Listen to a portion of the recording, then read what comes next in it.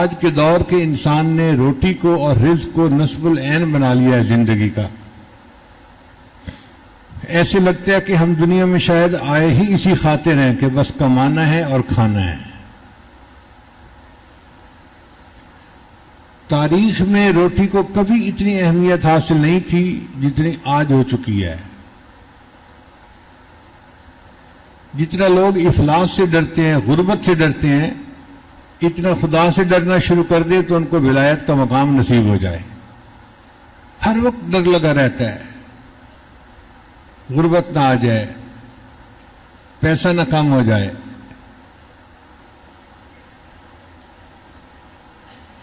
شریعت نے کسب حلال کو عبادت کہا ہے.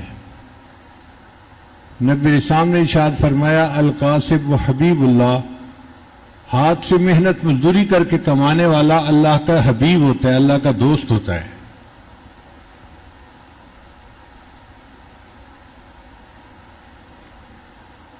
دین اسلام اتنا خوبصورت ہے کہ اس نے ہمیں اعتدال کا سبق دیا ہے. نہ تو دین میں لگ کر دنیا کو خیر بات کہہ دیں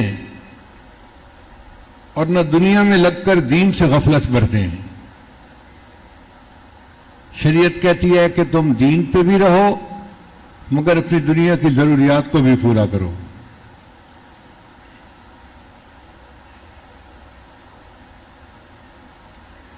ایسا دور آ گیا ہے کہ آج جھوٹ سے حرام روزی کمانے والے باعزت ہیں اور سچ بول کر غربت کی زندگی گزارنے والے آج ذلت کی زندگی گزار رہے ہیں. یہ ہمارے پیٹ کا مسئلہ موت تک کا نہیں ہے، موت کے بعد تک کا بھی ہے. آخرت میں بھی ہمیں پیٹ کی ضرورت پڑے گی. اگر کوئی بندہ جہنم میں چلا گیا تو وہاں اس کا حال بہت برا ہوگا. حدیث پاک میں آتا ہے کہ ایک جہنمی فرشتے کو کہے گا کہ مجھے بہت بھوک لگی ہے، تو وہ فرشتہ اسے کھانے کے لیے زقوم کا پودا لا کے دے گا، تھوہر کا پودا. کانٹے بھی ہوتے ہیں، کڑوا بھی ہوتا ہے، اور اس کو بھوک اتنی ہوگی کہ یہ اسے کھانا شروع کر دے گا اور وہ کانٹے اس کے گلے میں چبھ جائیں گے اور گلا چوک ہو جائے گا. نہ نگلتے بنے گی نہ اگلتے بنے گی. تو پھر وہ فرشتے کو کہے گا کہ مجھے کچھ پینے کو لا کے دو. تو اس کو پینے کے لیے وہاں پہ کوئی روح افزا اور جام شیری نہیں دیا جائے گا، بلکہ فرشتہ پیالے میں جہنمیوں کے خون اور پیپ جو ملی ہوئی ہوگی اس کو گرم کر کے لے کے آئے گا.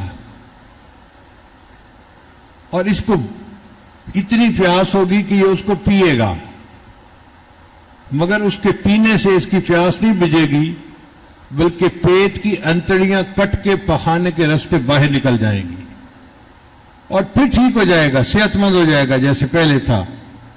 پھر بھوک لگے گی، پھر تھوہر کھائے گا، پھر پانی پیے گا، پھر انتڑیاں کٹیں گی، پھر صحت مند ہو جائے گا، اور یہ سائیکل چلتا رہے گا. اللہ اکبر کبیرہ.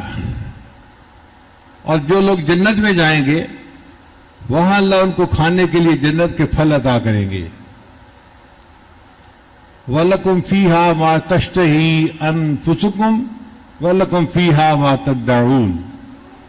جو ان کا دل چاہے گا اللہ ان کی خواہش کے مطابق بنی چیز انہیں عطا کریں گے.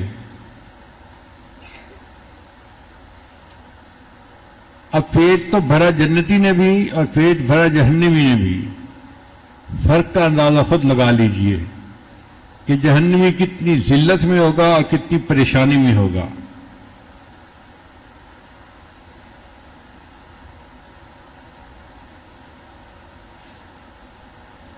اللہ تعالیٰ نے ہر بندے کے لیے رزق کا فیصلہ خود فرمایا ہے، اور رزق کو اللہ تعالیٰ اس وقت تنگ کرتے ہیں جب انسان گناہوں کے راستے پہ چل پڑتا ہے. وَمَنْ أَعْرَضَ عَنْ ذِكْرِي فَإِنَّ لَهُ مَعِيشَةً ضَنْكَ وَنَحْشُرُهُ يَوْمَ الْقِيَامَةِ أَعْمَى. اور جو میرے یاد سے اعراض کرے گا، قرآن سے اعراض کرے گا، ہم اس کی معیشت کو تنگ کر دیں گے اور اسے قیامت کے دن انتا کھڑا کر دیں گے۔ اب بتائیے کتنی بڑی سزا ہے۔ اسی لیے کئی لوگ جو دیکھنے میں بڑے امیر ہوتے ہیں ان کا رزق بڑا تنگ ہوتا ہے۔ وہ جی 5 کنٹینر وہاں پھنس گئے، 2 کنٹینر یہاں پھنس گئے، کسٹم والوں نے یہ روک دیا، ٹیکس والوں نے یہ کر دیا، اور میں تو بہت پریشان ہوں۔ کاغذوں میں دیکھو تو کروڑوں پتی بندہ ہے، درجنوں ملوں کا مالک ہے، مگر خرچ کرنے کے لیے پیسہ نہیں۔ قرضے والے مطالبہ کرتے ہیں اور پریشان ہو کے دفتر سے گھر واپس آ جاتا ہے۔ پیسہ ہونے کے باوجود اللہ معیشت کو تنگ کر دیتے ہیں۔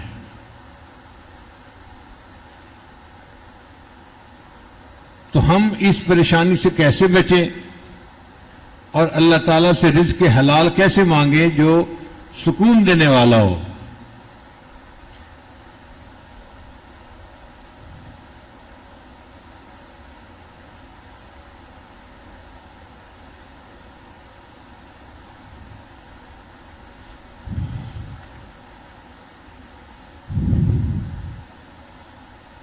علماء نے رزق کے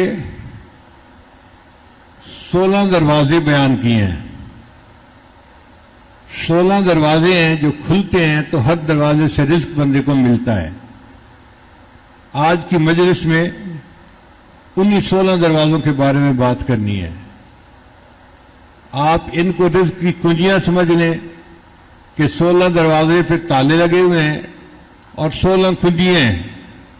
آپ ہر کنجی سے ایک دروازہ کھولتے جائیں، دروازے کھلتے جائیں گے۔ پہلی بات، نماز کا اہتمام کرنا۔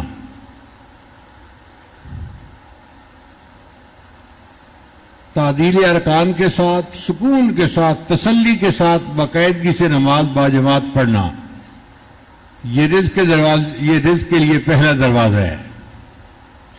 گھر کی عورتیں بھی پڑھیں، مرد بھی پڑھیں۔ اور اس کی دلیل کیا ہے؟ اللہ فرماتے ہیں وَأْمُرْ أَهْلَكَ بِالصَّلَاةِ وَاسْتَبِرْ عَلَيْهَا لَا نَسْأَلُكَ رِزْقًا نَحْنُ نَرْزُقُكَ۔ تم نماز ادا کرو اور اہل خانہ کو نماز کے لیے کہو رزق تمہیں ہم دیں گے۔ اللہ تعالیٰ گارنٹی دے رہے ہیں، اللہ تعالیٰ ذمہ داری لے رہے ہیں۔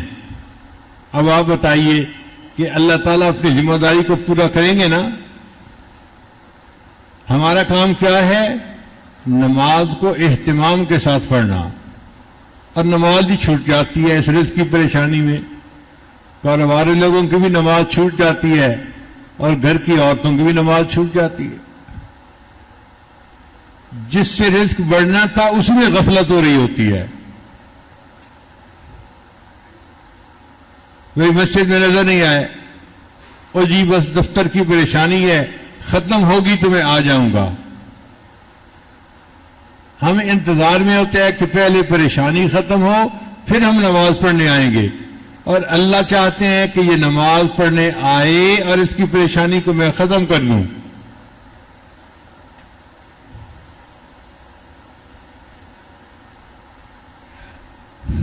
تو رزق کے کھلنے کا پہلا دروازہ نماز کا اہتمام کرنا، اور دوسرا دروازہ کثرت استغفار، استغفار کی کثرت کرنا۔ استغفار کی کثرت سے بھی اللہ تعالیٰ رزق کے دروازے کو کھول دیتے ہیں۔ قرآن مجید میں استغفروا ربکم انہ کان غفارا یرسل السماء علیکم مدرارا ویمددکم باموال، اور اللہ مدد کرے گا تمہاری مال کے ذریعے سے، وبنین، اور بیٹوں کے ذریعے سے، ویجعل لکم جنات ویجعل لکم انہارا۔ تو مال اور بیٹے اللہ تعالیٰ استغفار کی کثرت سے عطا فرماتے ہیں، اور ہم اسی کی طلب میں پریشان پھر رہے ہوتے ہیں۔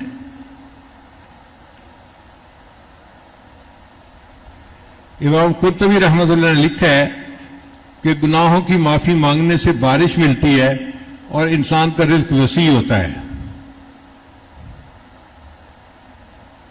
پھر حدیث مبارک ہے من اکثر من الاستغفار جعل اللہ له من كل هم فرجا ومن كل ضيق مخرجا ورزقه من حيث لا يحتسب. جو بندہ کثرت سے استغفار کرتا ہے اللہ اس کے لیے پریشانی سے نکلنے کا راستہ نکال دیتے ہیں اور اس کے غموں کو دور کر دیتے ہیں اور ایسی طرف سے رزق دیتے ہیں جہاں سے اس کو خیال ہی نہیں ہوتا کہ مجھے یہاں سے بھی رزق مل جائے گا. اللہ وہاں سے بھی رزق عطا فرما دیتے ہیں. تو ایک دروازہ تھا نماز کا اہتمام کرنا اور دوسرا دروازہ تھا استغفار کی کثرت کرنا. تیسرا دروازہ انفاق فی سبیل اللہ، اللہ کے راستے میں خرچ کرنا.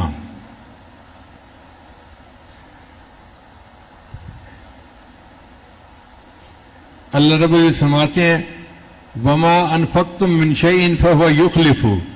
تم اللہ کی راہ میں جو خرچ کرو گے تمہیں اللہ اس کا بدلہ دے کر رہے گا. یہ 100% پکی بات ہے. انسان اخلاص کے ساتھ اللہ کے راستے میں جو خرچ کرتا ہے اس کا بدلہ اس کو مل کے رہتا ہے، اللہ دیتے ہیں. 10 گنا بدلہ تو ہم نے درجنوں دفعہ اپنی آنکھوں سے دیکھا ہے. ہو سکتا ہے زیادہ توکل والے ہوں اور وہ اس سے بھی زیادہ بدلہ اپنی آنکھوں سے دیکھ پائے ہوں.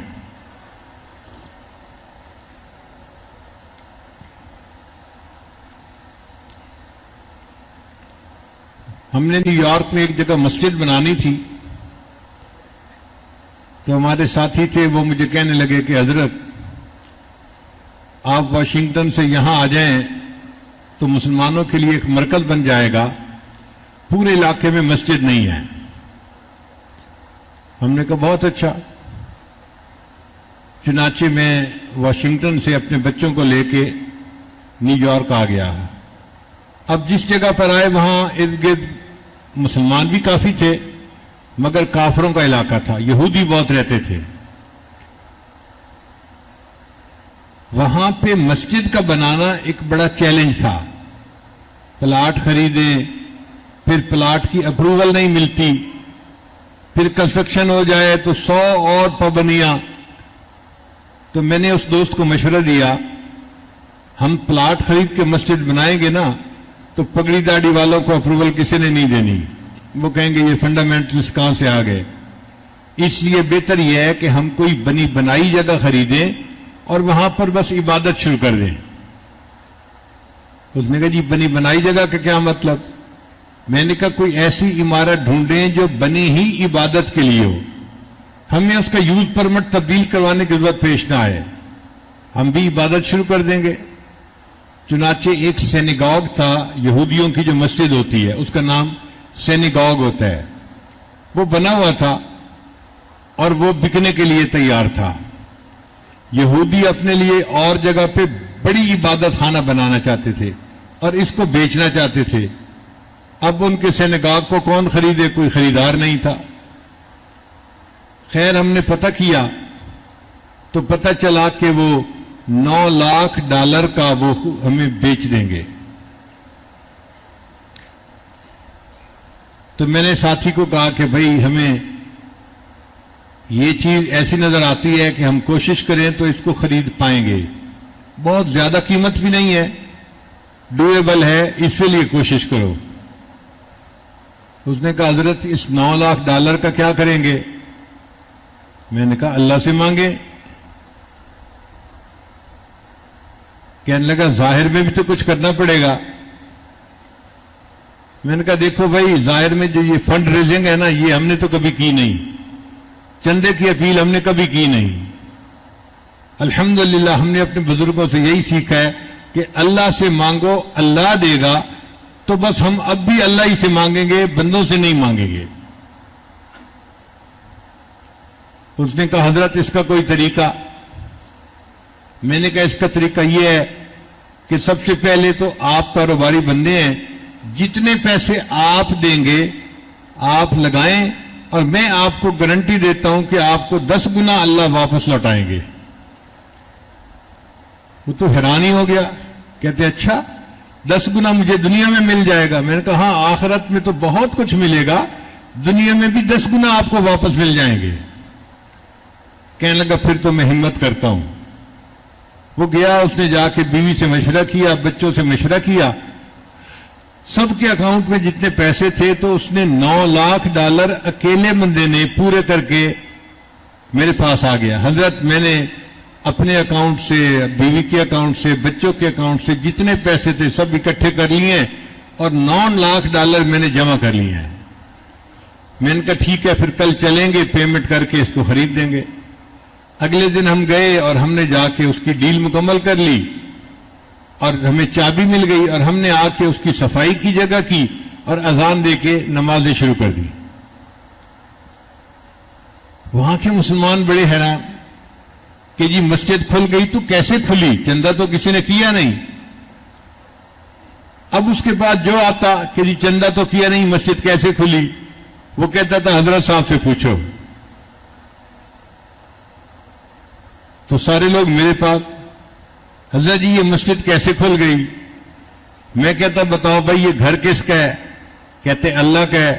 میں نے کہا پھر جس کا گھر ہے اسی نے خریدی ہے نا، اسے پوچھو۔ پھر گھر اللہ کا ہے تو اللہ ہی نے خریدی نا، گھر تو اپنا انسان خریدتا ہے نا، تو اللہ نے خریدی ہے تو اللہ نے کوئی بندوبست کیا ہوگا، اللہ سے پوچھو اللہ آپ نے کیسے اس کو جو ہے نا وہ خریدوا دیا۔ چپ ہو جاتے لوگ۔ ہم نے بالکل کسی کو نہیں بتایا کہ کس نے خریدی، کیسے خریدی، بس نماز شروع کر دی، جمعہ شروع کر دیا۔ اب وہ بندہ جس نے $9 لاکھ خرچ کیے تھے نا میرے پاس آیا، مجھے کہتا ہے حضرت میں نے تو پوری زندگی میں جو کمایا تھا آپ کے اعتماد پر میں نے سب کچھ لگا دیا، اب میرا کیا بنے گا؟ میں نے کہا آپ کو 10 گنا ملے گا، آپ نے تو نفع کا سودا کیا۔ حضرت آپ گارنٹی دیتے ہیں؟ میں نے کہا بھئی تحریر لکھو، میں ہاتھ اور پاؤں دونوں کے انگوٹھے لگا دوں گا۔ تو وہ مسکرا پڑا کہ اچھا آپ کو اتنا یقین ہے کہ مجھے ملے گا؟ میں نے کہا ہاں ملے گا۔ پھر اس کو میں نے مشورہ دیا کہ دیکھیں آپ کے 2 مکان ہیں، ایک میں آپ رہتے ہیں اور دوسرا آپ نے کرائے پہ دیا ہوا ہے۔ کہنے لگا ہاں۔ میں نے کہا وہ جو کرائے پہ دیا ہوا ہے نا اس کو آپ بیچ دیں اور جو $5-6 لاکھ آپ کو ملے گا اس سے آپ کوئی اور مکان خریدیں اور پراپرٹی کا کام شروع کر دیں۔ اللہ کی شان دیکھیں جی کہ اس بندے نے پراپرٹی کا کام شروع کر دیا۔ ایک مکان میں اللہ نے پروفٹ دیا، پھر دوسرے میں دیا، پھر تیسرے میں دیا۔ 3 سال گزرنے کے بعد ایک دن فجر کی نماز کے لیے آیا، مجھے کہنے لگا حضرت آپ کی ذمہ داری پوری ہو گئی۔ میں نے پوچھا میری ذمہ داری کیسے پوری ہو گئی؟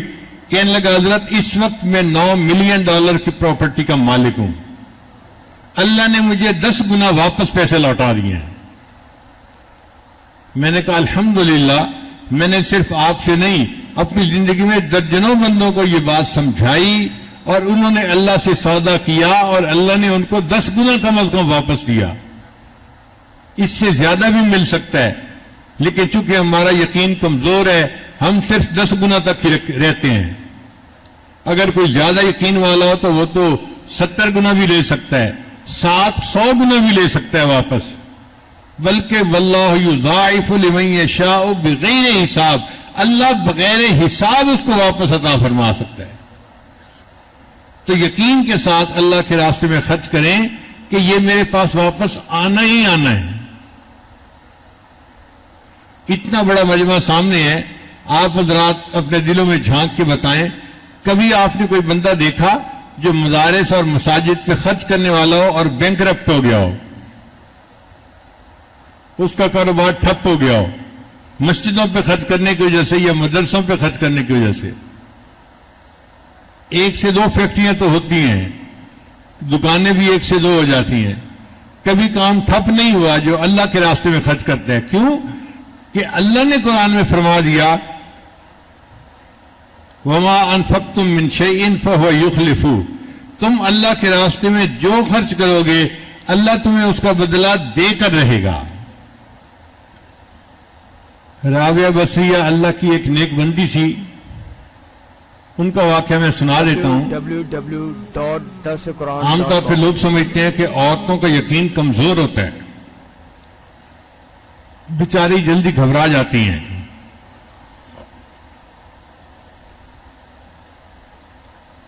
جی ہاں، ہماری عورتوں کا یقین کمزور ہوتا ہے اور وہ جلدی گھبرا جاتی ہیں کیونکہ ان کا یقین کسی نے بنایا نہیں ہوتا. جن کا یقین بنا ہوا ہوتا ہے وہ پہاڑ کی طرح مضبوط ہوتی ہیں. تو رابعہ بصریہ اللہ کی وہ بندی تھی جس کا یقین بنا ہوا تھا. اللہ کی شان دیکھیں، ایک دفعہ ان کے گھر مہمان آ گئے. اب جو گھر میں کام کرنے والی باندی تھی پریشان تھی کہ اتنے مہمان آ گئے اور گھر میں کچھ ہے نہیں ان کو کھلانے کے لیے، تو رات کے کھانے کا کیا بنے گا. دروازہ کھٹکھٹایا گیا، ایک بندہ آیا. رابعہ نے اس باندی کو کہا کہ جا کے پوچھو کون ہے. اس نے کہا جی کوئی بندہ ہے، کھانا لایا ہے. اچھا بھائی کھانا لایا ہے تو روٹیاں گنو کتنی ہیں. وہ جی روٹیاں تو 9 ہیں. انہوں نے کہا نہیں یہ ہمارا کھانا نہیں، یہ اس بندے کو واپس کر دو. اب باندی حیران کہ چلو 9 تو ہے نا روٹیاں، کھانا تو کھلایا جا سکتا ہے، وقت بھی ہو گیا، ہم واپس کر دیں گے تو کیا بنے گا. خیر اس نے جا کے کھانا واپس لوٹا دیا. تھوڑی دیر بعد ایک دوسرا بندہ کھانا لے کے آ گیا. رابعہ نے کہا کہ روٹیاں گنو کتنی ہیں. اس نے کہا جی 9 ہیں. انہوں نے کہا نہیں ہمارا کھانا نہیں ہے، واپس کر دو. اب وہ کھانا بھی واپس کر دیا گیا. اب دیر بھی ہو گئی، مہمان بھی تھے اور عشاء کے بعد کافی لیٹ ہو گیا تھا ٹائم. تو وہ خادمہ بھی تنگی محسوس کر رہی تھی کہ اب تو ہمیں مہمانوں کے سامنے کھانا رکھ دینا چاہیے. لیکن انہیں سمجھ نہیں آ رہا تھا کہ رابعہ نے 2 مرتبہ اللہ نے کھانا بھیجا، واپس کیوں کر دیا. لو جی تیسری مرتبہ پھر کھانا آیا. رابعہ نے باندی کو کہا کہ روٹیاں گنو. اس نے کہا جی 9 ہیں. اس نے کہا بھائی میں نے کہا یہ ہمارا کھانا نہیں ہے، واپس بھیجو. تو باندی کہنے لگی کہ رابعہ وجہ کیا ہے کہ آپ 9 کا عدد سن کے ریجیکٹ کر دیتی ہیں کہ میرا کھانا نہیں کسی اور کا ہے. رابعہ نے کہا سنو، صبح میرے گھر ایک روٹی تھی میرے گھر میں، ایک فقیر مجھ سے مانگنے کے لیے آیا تھا اور میں نے اپنی روٹی اٹھا کے فقیر کو دے دی تھی. میں نے 1 روٹی دی تھی، اب اس کے بدلے اللہ نے مجھے 10 روٹیاں بھیجنی ہیں، 9 نہیں ہیں. 9 کیوں ہیں؟ جب اس نے کہا کہ یہ 9 کیوں ہیں تو باندی نے معافی مانگی. آئی تو ہمیشہ 10 ہی تھی، ہر دفعہ 1 روٹی میں نے اپنے لیے الگ کر لی تھی. رابعہ نے کہا اچھا اگر 10 آئی ہیں تو پھر یہ میرا رزق ہے جو اللہ نے بھیجا ہے، مہمانوں کو کھلا دو. عورت ذات ہے اور اس کا اتنا یقین ہے کہ میں نے 1 روٹی اللہ کے راستے میں دی تھی، اب اس کے بدلے مجھے 10 ملنی ہے. تو 10 گنا اللہ دیتے ہیں جو اللہ کے راستے میں خرچ کرتا ہے. اور اللہ تعالیٰ ایسے بندے کے رزق میں کمی نہیں آنے دیتے جو اللہ کے راستے میں خرچ کر رہا ہوتا ہے. ہمارے قریب ایک گاؤں ہے، اس میں ایک عورت گزری، اس کو حاتم تائی کی بہن کہا کرتے تھے. وہ بڑی سخی عورت تھی، وہ اللہ کے راستے میں خوب خرچ کرتی تھی. اس کا خاوند بڑا ذمہ دار بھی تھا اور گاؤں کا نمبردار بھی تھا، اور وہ گاؤں بالکل سڑک کے کنارے تھا. اکثر لوگ وہاں بس سے اترتے اور پھر اندر جو ان کے گھر تھے ان گاؤں میں چلے جاتے تھے. اس نے دیکھا کہ سڑک پر لوگ بس کا انتظار کر رہے ہوتے ہیں، دھوپ میں کھڑے ہوتے ہیں، بارش میں کھڑے ہوتے ہیں، تو کیوں نہ ہو کہ میں یہاں پر کوئی سائے کی جگہ بنا دیتی ہوں تاکہ ان لوگوں کے لیے انتظار کرنا آسان. تو اس نے ایک کمرہ بنوا دیا، چھت ڈال دی اور مہمانوں کو وہاں بیٹھنے کی، لیٹنے کی سہولت مل گئی. اب مہمان جو آتے تو وہ وہاں ٹھہرتے، گھنٹہ 2 گھنٹہ جو انتظار تھا، پھر چلے جاتے. پھر اس کے ذہن میں خیال آیا ان لوگوں کو پانی پینے کا بندوبست بھی کرنا چاہیے، کچھ کھانا کھلانے کا بندوبست بھی کرنا چاہیے. تو اس نے ان کے لیے کھانے پینے کا بندوبست بھی شروع کروا دیا. اب آپ کو پتہ ہی ہے کہ ہم جیسے جو مفت خورے ہوتے ہیں نا، ان کو مفت میں روٹی مل جائے کہیں تو وہ پلاننگ ہی ایسے کرتے ہیں کہ یہاں سے جائیں گے اور فلاں جگہ رات گزاریں گے، کھانا کھائیں گے اور صبح پھر آگے جائیں گے. رش بڑھنا شروع ہو گیا. اب کھانا کھانے والے 200-300 تک پہنچ گئے. بات شروع ہوئی تھی 5-10 سے، اور اب انتظار گاہ میں 200-300 بندے ہوتے، مگر کھانا پکایا جاتا اور ان کو دیا جاتا. اب کچھ لوگ جو ہوتے ہیں نا، وہ بڑے خیر خواہ ہوتے ہیں، اللہ ہی ان سے نمٹے. ان بیچاروں کو ہضم نہیں ہوتا یہ سب کچھ. اب انہوں نے دیکھا کہ بھئی روزانہ اتنا پیسہ خرچ ہو رہا ہے، یہ عورت کھانا بنوا رہی ہے اور 200 بندوں کو کھانا کھلا رہی ہے. وہ اس کے خاوند کے پاس گئے، سناؤ بھائی، درخت سے کہیں پتے اتار کے لاتے ہو پیسے جو تمہارے پاس کمی نہیں ہے؟ انہوں نے کہا نہیں، میں زراعت سے کماتا ہوں. دیکھو تمہاری بیوی تو ایسے پیسہ لٹا رہی ہے، 200-300 بندوں کو ہر رات کھانا کھلاتی ہے، یہ تو تمہیں کنگال کر کے ہی رہے گی. کوئی دوسرا آ جاتا، وہ بھی اسی طرح کی بات، میاں کچھ جمع کر لو، سوچ سمجھ سے لگاؤ. برا وقت بھی بندے پہ آ جاتا ہے. اب ادھر سے کوئی مشورہ، ادھر سے کوئی مشورہ. وہ بندہ اتنا تنگ آ گیا کہ ایک دن اس نے فیصلہ کر لیا کہ اب میں یہ مہمان خانہ جو ہے ختم کر دوں گا.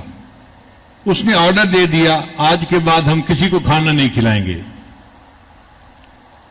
جب اس عورت کو یہ خبر ملی تو وہ بڑی غمزدہ ہوئی، مگر اس نے اپنے خاوند سے کوئی جھگڑا نہیں کیا. جو عقل مند سمجھدار بیویاں ہوتی ہیں نا، وہ موقع پہ بات کرتی ہیں اور ایسے طریقے سے بات کرتی ہیں کہ معاملہ سلجھ جائے، معاملے کو الجھاتی نہیں ہیں. چنانچہ وہ غمزدہ بیٹھی تھی، ڈپریس تھی. خاوند گھر آیا، اس نے پوچھا بیوی سے، کیا ہے آج بڑی مغموم لگ رہی ہو؟ انہوں نے کہا بس آج دل بہت غمزدہ ہے میرا، کہیں دل نہیں لگ رہا، بہت طبیعت بیزار ہے. اس نے کہا پھر اچھا ایسے کرو، میں جا رہا ہوں زمینوں پہ مربے میں، تو آپ میرے ساتھ چلو. زمینوں پہ جاؤ گی، وہاں پر سبزیاں دیکھو گی، پھل دیکھو گی، سبزہ دیکھو گی، اور چیزیں دیکھو گی نا، تو تمہیں طبیعت تمہاری فریش ہو جائے گی. اس نے کہا ٹھیک ہے. چنانچہ بیوی اپنے خاوند کے ساتھ زمینوں پہ چلی گئی. اب کچھ دیر تو وہ چلی پھری، پھر ایک جگہ جہاں پہ کنواں چل رہا تھا نا، وہاں آ کے وہ بیٹھ گئی اور کنویں کے اندر اس نے جھانکنا شروع کر دیا. آدھا گھنٹہ گزر گیا، یہ عورت بیٹھی کنویں کے اندر ہی دیکھتی جا رہی ہے. تو خاوند اپنا کام سمیٹ کے آیا. اس نے کہا اللہ کی بندی کیا کر رہی ہو، اتنی دیر سے ایک ہی جگہ بیٹھی ہو؟ اس نے کہا بس میں دیکھ رہی ہوں یہ خالی ڈول اندر جا رہے ہیں اور پانی سے بھر بھر کے واپس آ رہے ہیں، کوئی ڈول خالی نہیں آتا، جو خالی ڈول اندر جاتا ہے وہی بھر کے واپس آتا ہے. تو خاوند ہنس پڑا، کہنے لگا تم بڑی بیوقوف ہو، تمہیں پتہ نہیں ہے کہ کنووں کا پانی خشک نہیں ہوتا، یہ ساری عمر بھی کنواں چلتا رہے، خالی ڈول جاتے رہیں گے، بھر بھر کے آتے رہیں گے، اللہ کنویں کا پانی اسی طرح رکھے گا، زمین سے اور پانی آتا رہے گا. اس نے کہا اچھا کنویں کبھی خشک نہیں ہوتے؟ اس نے کہا نہیں خشک نہیں ہوتے. اس نے کہا پھر اللہ نے تمہارے گھر میں بھی ایک کنواں جاری کر دیا تھا، تمہیں کیوں ڈر لگا کہ وہ کنواں خشک ہو جائے گا اور اس کا پانی ختم ہو جائے گا؟ خاوند کو بات سمجھ آ گئی. اس نے فیصلہ کیا میں مہمان خانے کو چلاتا رہوں گا. وہ عورت جب تک زندہ رہی پوری زندگی 200-300 مہمانوں کا کھانا روزانہ کھلاتی رہی اور اللہ اس کے خاوند کو رزق دیتا رہا.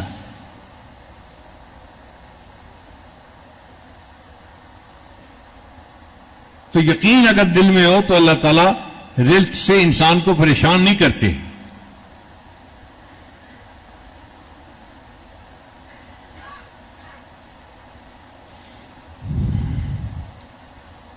تو ہم نے 3 باتیں اب تک پڑھی. رزق فراخ ہونے کے 16 دروازے ہیں. ان میں پہلا دروازہ کون سا ہے؟ نماز کو اہتمام سے پڑھنا. اور دوسرا دروازہ استغفار کی کثرت کرنا، اور تیسرا دروازہ اللہ کے راستے میں خرچ کرنا۔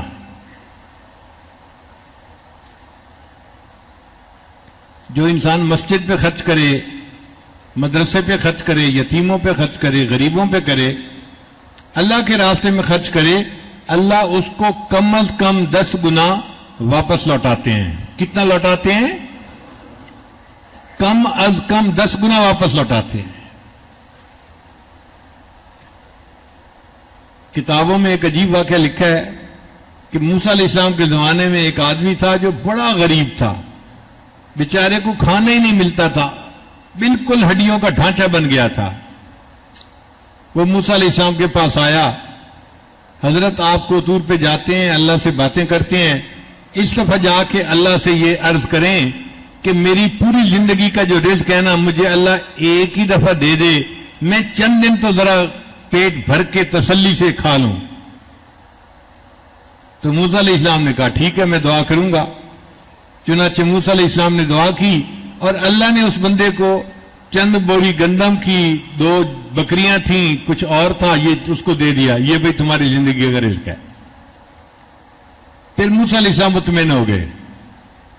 کوئی 2-4 سال گزرے، اچانک اس کا خیال آیا کہ پتہ نہیں وہ بندہ کس حال میں ہے۔ تو موسیٰ علیہ السلام نے پتہ کروایا، پتہ چلا جناب وہ تو بڑا سیٹھ بنا ہوا ہے، بڑا کاروبار ہے اس کا، اور سینکڑوں لوگ اس کے پاس آ رہے ہیں، جا رہے ہیں، مہمان ہیں، کھلا رہے ہیں، کھا رہے ہیں، محل میں زندگی گزار رہا ہے۔ موسیٰ علیہ السلام بڑے حیران۔ تو موسیٰ علیہ السلام دوبارہ کوطور پر گئے تو اللہ تعالیٰ سے عرض کیا، یا اللہ، میں نے فریاد کی تھی کہ پوری زندگی کا رزق اس کو مل جائے، تو وہ تو تھوڑا سا تھا، لیکن اب 2-3 سال میں اتنا بڑھ گیا کہ اب سمٹتا نہیں، یہ کیسے ہو گیا؟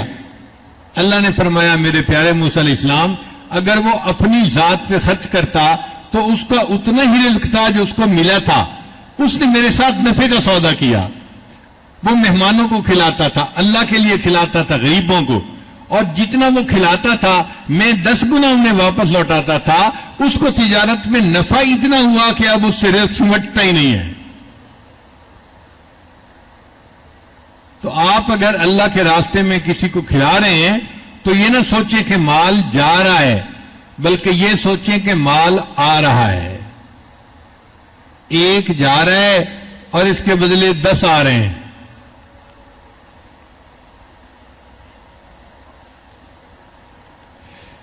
پھر رزق کا چوتھا دروازہ تقوی اختیار کرنا۔ اللہ تعالی ارشاد فرماتے ہیں، وَلَوْ أَنَّ أَهْلَ الْقُرَىٰ آمَنُوا وَاتَّقَوْا لَفَتَحْنَا عَلَيْهِمْ بَرَكَاتٍ مِّنَ السَّمَاءِ وَالْأَرْضِ۔ اگر یہ بستی جیسے والے تقوی اختیار کرتے تو ہم ان کے لیے آسمان سے رزق کے دروازوں کو کھول دیتے۔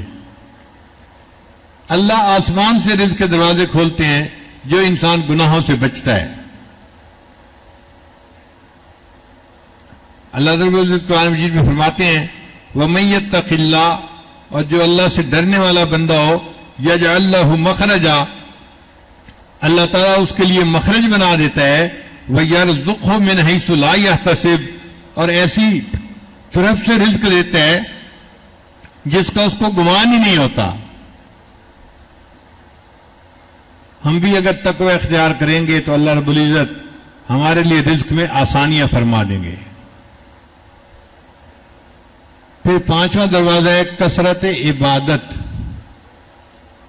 5واں دروازہ کون سا ہے؟ کثرت عبادت، ٹکا کے کرنا، نفل پڑھنا، نمازیں پڑھنا، تلاوت کرنا، خوب جی بھر کے عبادت کرنا، اس سے بھی رزق دروازے کھل جاتے ہیں۔ حدیث مبارک ہے، ابن آدم تفرغ لعبادتی، اے ابن آدم میری عبادت کے لیے اپنے آپ کو فارغ کر لے، املأ صدرک غنن، میں تیرے سینے کو غنا سے بھر دوں گا، واسد فقرک، اور تمہاری تنگ دستی کو میں بند کر دوں گا۔ یعنی عبادت کرنے سے اللہ تنگ دستی کو بند کر دیتے ہیں اور سینے کو غنا سے بھر دیتے ہیں۔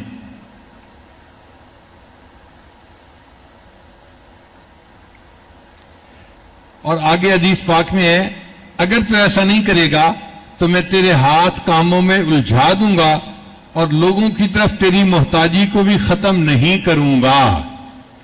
یہ ہماری زندگی کا حال ہے کہ کام میں ہاتھ بھی الجھے ہوئے ہوتے ہیں. ہر وقت کام ایک ختم نہیں ہوتا دوسرا اوپر سے، دوسرا ختم نہیں ہوتا تیسرا اوپر سے. دفتر میں کام کرتے کرتے گھر آتے ہیں، گھر میں بھی فون آنے شروع ہو جاتے ہیں، رات کو بھی فون آتے ہیں. تو ہاتھ کام میں الجھے ہوئے ہوتے ہیں اور لوگوں کی طرف ہر وقت کی محتاجی ہوتی ہے. یہ ترمذی شریف کی روایت ہے.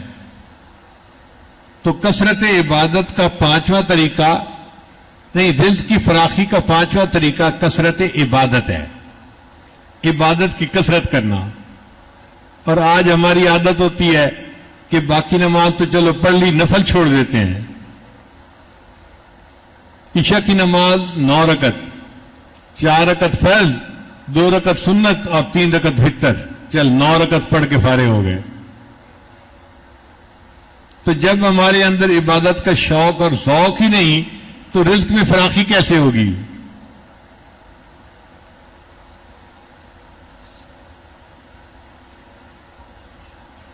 جو گھوڑے مقابلہ جیتتے ہیں نا، دوڑوں میں فرسٹ آتے ہیں، تو ان کو گھوڑے ٹانگے کے اندر نہیں استعمال کیا جاتا. آپ نے کبھی دیکھا ہے کوئی چیمپئن گھوڑا کسی تانگے میں استعمال ہو رہا ہو؟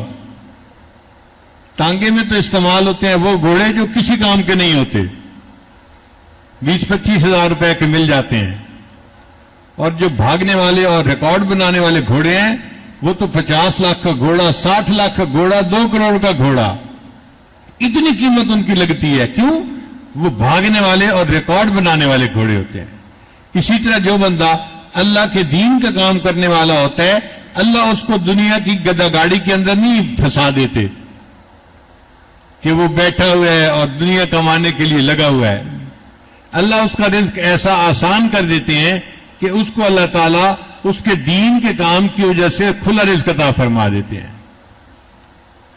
اب یہ دنیا دار لوگ پریشان ہوتے ہیں کہ ظاہر کرتے بھی کچھ نہیں اور ہے بھی ان کے پاس سب کچھ. جی ہاں، وہ اللہ دیتا ہے.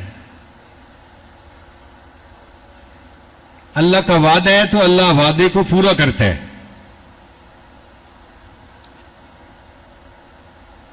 پھر چھٹا دروازہ جس سے کہ انسان کا رزق بڑھتا ہے، حج عمرے کی کثرت کرنا، ہر سال حج کرنا اور عمرہ بار بار کرنا.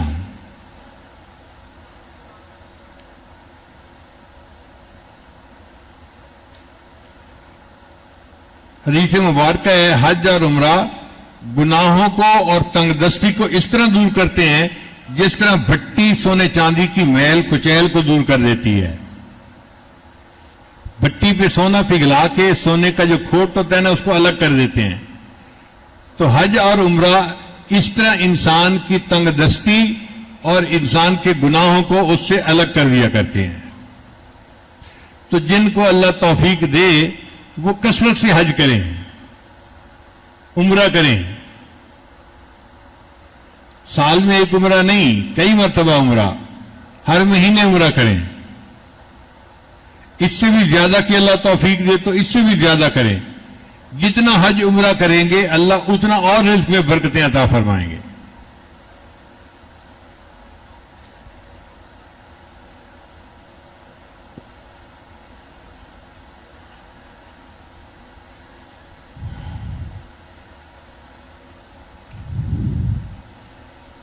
رزق کا 8واں دروازہ کمزوروں کے ساتھ حسن سلوک. کچھ لوگ ہوتے ہیں جو بیمار ہوتے ہیں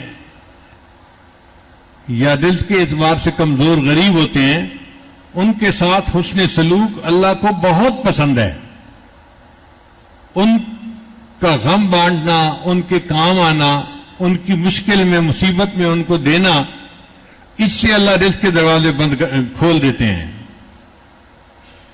چنانچہ حدیث پاک میں ہے کہ تمہیں اپنے کمزور اور ضعیف لوگوں کی وجہ سے اللہ تعالیٰ رزق عطا فرماتے ہیں. یعنی صحت مند لوگوں کو جو رزق مل رہا ہوتا ہے نا، یہ ان کا نہیں ہوتا حصہ، یہ ان کمزوروں کی وجہ سے ان کو بھی تنخواہ مل رہی ہوتی ہے. اور اللہ اتنا کریم ہے کہ جس کو نوکر رکھتا ہے اس کو 97.5% تنخواہ دیتا ہے. 100 روپیہ ہو تو 97.5% بھائی تم تنخواہ رکھ لو اور 2.5% غریبوں تک پہنچا دو. آپ نے دنیا میں کوئی اتنا سیلری دینے والا دیکھا مالک کہ 100 روپے میں سے 97.5 تنخواہ میں دے دیے کہ تم میرے غریب بندوں کو یہ پیسے پہنچا رہے, تیری تنخواہ 97.5% ہے اور 2.5% تو نے ان کو پہنچانا ہے.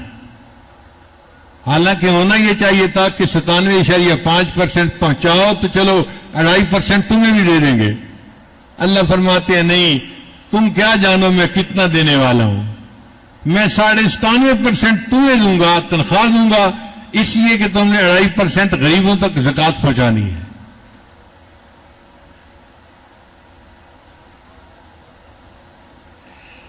پھر 9 دروازہ جس سے انسان کا رزق بڑھتا ہے وہ ہے توکل. وَمَن يَتَوَكَّلْ عَلَى اللَّهِ فَهُوَ حَسْبُهُ, جو اللہ پہ توکل کرتا ہے اللہ اس کے رزق کے دروازے کھول دیتے ہیں. تو نظر اللہ کی ذات پہ رکھیں کہ اللہ نے رزق دینے ہیں, وہ دے گا اور اللہ دیتا ہے.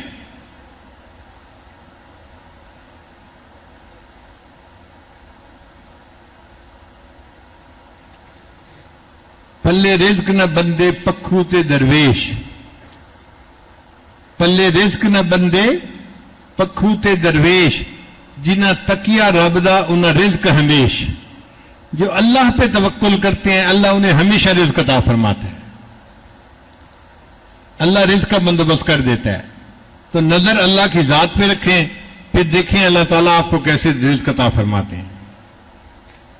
اور 10واں دروازہ شکر ادا کرنا. بندے کو جو نعمتیں اللہ نے عطا فرمائی ہیں ان کا جتنا شکر ادا کرے گا اللہ رزق کے اتنے دروازوں کو اور کھول دیں گے.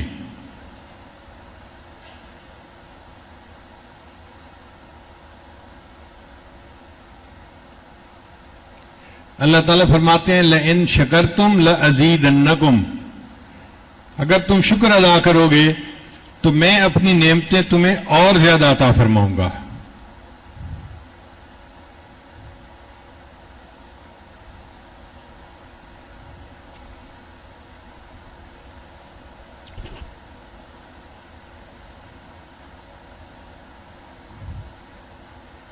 رزق کا 11واں دروازہ, انسان گھر جائے اور اہل خانہ کو مسکرا کے سلام کرے. مردوں کی عادت ہوتی ہے نا, کام سے جاتے ہیں تو گھر جاتے ہوئے بڑا سیریس بنے ہوئے ہوتے ہیں.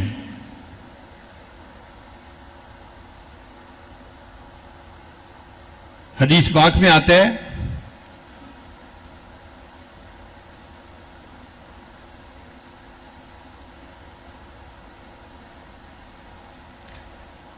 سیدہ صدیقہ لانا فرماتی ہیں کہ نبی علیہ السلام نے فرمایا کہ 3 باتیں ہیں کلہم ضامن علی اللہ, ان 3 کاموں کے کرنے پر اللہ ضمانت دیتا ہے کہ میں رزق بڑھا دوں گا.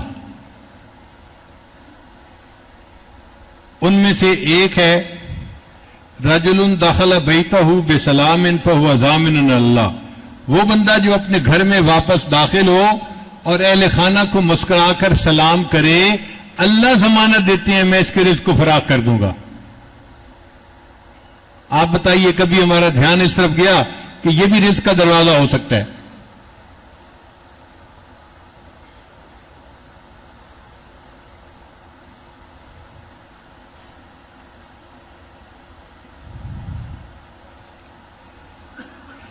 پھر رزق کا 12واں دروازہ والدین کی فرما برداری کرنا. جو بندہ اپنے والدین کا فرما بردار ہوتا ہے اللہ تعالیٰ اس کو رزق کی تنگی میں نہیں آزماتے. کتابوں میں 2 باتیں لکھی ہوئی ہیں. جس گھر میں کسی بچے کا نام محمد ہوگا اس نام کی برکت سے اللہ اہل خانہ کو تنگ دستی میں نہیں آزماتے. اور دوسرا, جس گھر میں بچے ماں باپ کے فرما بردار ہوں گے اللہ اس گھر والوں کو رزق کی تنگی میں نہیں آزماتے. تو ماں باپ کی فرما برداری کرنے پر اللہ تعالیٰ دنیا کے رزق کے دروازے کھول دیتے ہیں.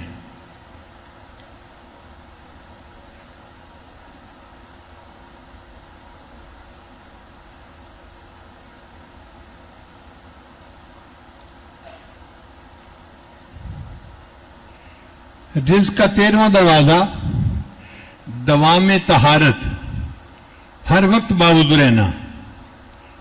اب یہ کوئی کام ہی نظر نہیں آتا، لیکن اس کا تعلق عادت کے ساتھ ہے. جیسے ہمیں بے وضو رہنے کی عادت ہے، اب ہم اس کو تبدیل کر کے باوضو رہنے کی عادت بنا لیں. ہر وقت باوضو، جب بیت الخلاء جانا ہو تو وضو کر کے نکلیں، پھر وضو ٹوٹے پھر وضو کر لیں. بس نیت یہ ہو کہ اللہ میں نے زندگی باوضو گزارنی ہے. ہر وقت باوضو رہیں گے تو اس سے رزق کے دروازے بھی کھل جائیں گے.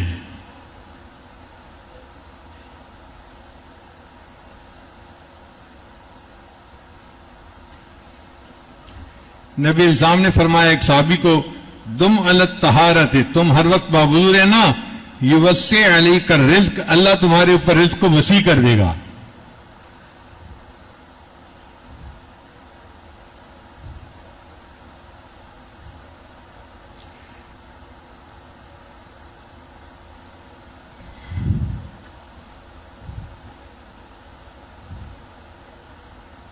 یہ جو ہم نے رزق کے 13 دروازے پڑھے ہیں، ان کو ایک دفعہ پھر دوہرا لیتے ہیں تاکہ بات ذہن نشین ہو جائے.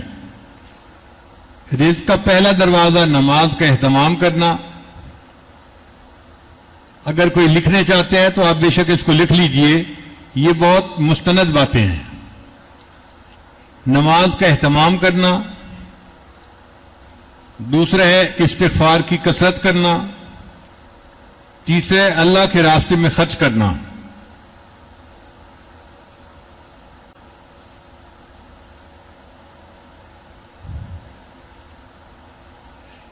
پھر چوتھا ہے تقوی اختیار کرنا.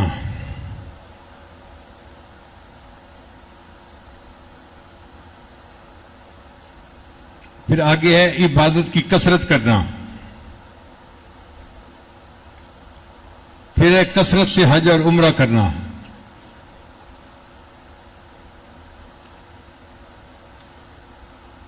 پھر ساتواں ہے صلہ رحمی کرنا. صلہ رحمی کرنا ہے اپنے رشتہ داروں کے ساتھ حسن سلوک کرنا، بھائی کے ساتھ، بہن کے ساتھ، چچا، ماموں، پھوپھو، یہ جو قریبی رشتہ دار ہوتے ہیں نا، ان کے ساتھ اچھا سلوک کرنا، اس سے بھی بندے کا رزق بڑھتا ہے. تو صلہ رحمی کرنا بھی رزق کا ایک دروازہ ہے.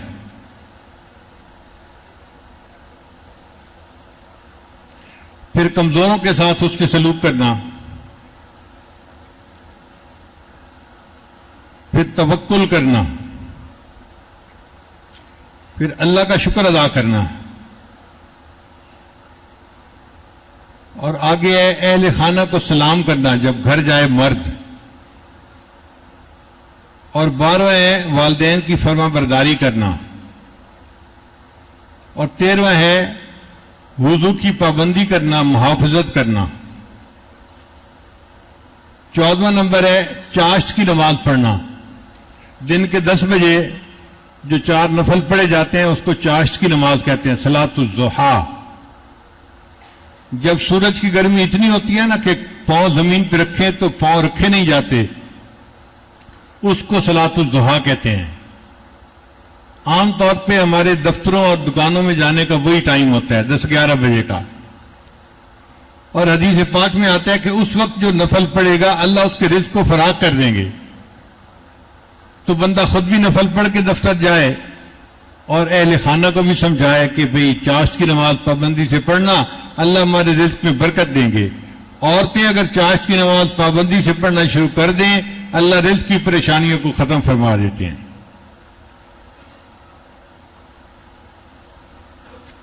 حدیث پاک ہے چاشت کی نماز پڑھو، یہ رزق کو کھینچتی ہے اور تنگ دستی کو بھگاتی ہے.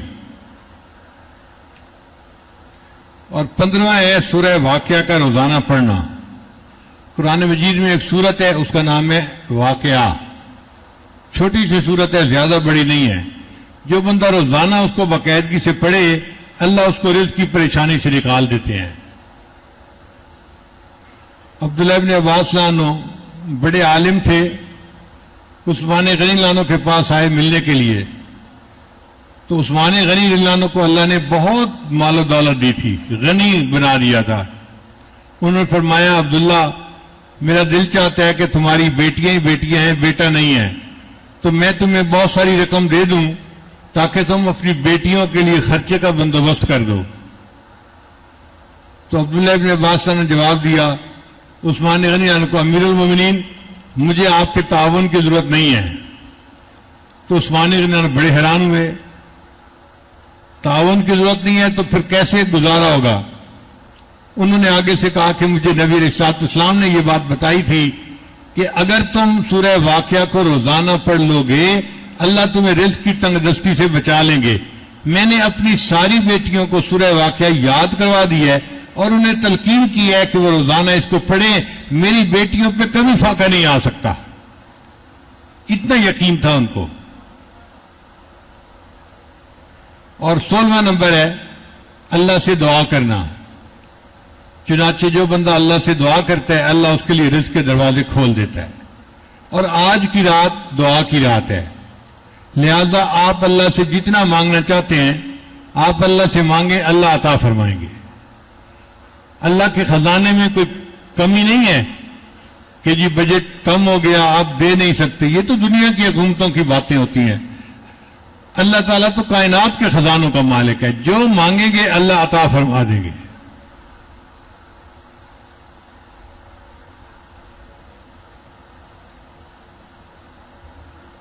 ٹوٹے رشتے وہ جوڑ دیتا ہے، بات رب پہ جو چھوڑ دیتا ہے، اس کے فضل و کرم کا کیا کہنا، لاکھ مانگو کروڑ دیتا ہے۔